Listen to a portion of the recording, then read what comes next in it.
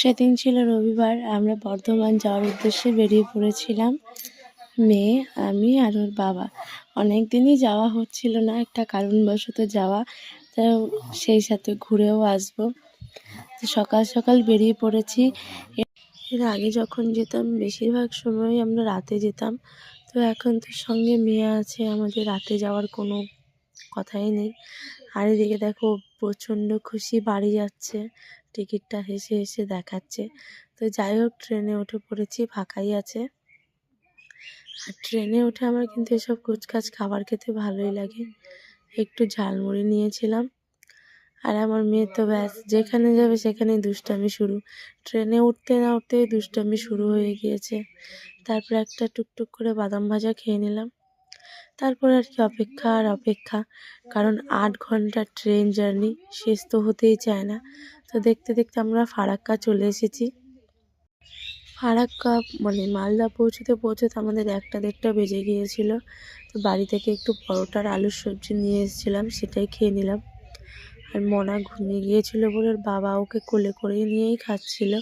তো এই তো মেয়ে ঘুম থেকে ওঠার পর একদম চুপচাপ হয়ে গিয়েছে। আসলে ও তো ছোট বাচ্চা, ওরও তো একটা জার্নি হচ্ছে। মেয়ে তো ঘুম থেকে উঠে একদম চুপচাপ হয়ে গিয়েছিল।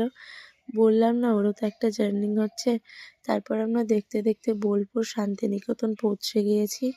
আর দেখতে দেখতে আমরা বর্ধমানও পৌঁছে গিয়েছি। এবার আমাদের নামার পালা। আর আমার হাজব্যান্ডের মুখে চওড়া হাসিটা দেখে বুঝতেই পারছো কতটা এক্সাইটেড, কারণ অনেক দিন পর আবারও আমরা একসাথে বাড়ি আসছি। তো এবার সবাই মিলে বাড়ির দিকে রওনা দেবো। আর আমার মেয়েটাও প্রচণ্ড হাঁপিয়ে গিয়েছে এতক্ষণ ট্রেন জার্নি করে। বর্ধমান স্টেশন, আর স্টেশনের ওখানেই একটা মিষ্টির দোকান থেকে গরম গরম গুড়ের রসগোল্লা নিয়ে নিয়েছে। এবার বাড়ির দিকে চলে যাব।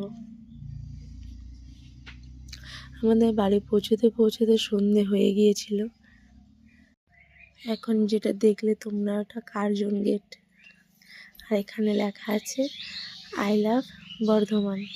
তো বাড়িতে চলে এসেছি। এসেই সামনে এখানে ঠাম্মা এগিয়ে এসছে নেওয়ার জন্য। এবার ঠাম্মির সঙ্গে টুকটুক করে এগিয়ে যাচ্ছে। তো বাড়ি এসে ফ্রেশ করে দিয়েছি মেয়েকে। সবাই মিলে বসে টিভি দেখছিলাম, আর আমরা যে গুড়ের মিষ্টি নিয়ে এসেছি সেটাই খাচ্ছিলাম। তারপর বাবা মা ভাইয়ের জন্য কিছু জিনিস আনা হয়েছিল, সেগুলোই দেওয়ার পর আমরা একটু হাটে চলে এসেছিলাম। আমি, মা, পুচকু আর আমার দেওর মানে আমার ভাই হাটে এসেছিলাম। তারপর আমি এই কানেরটা নিয়ে এসেছি, খুব ভালো লাগছিল।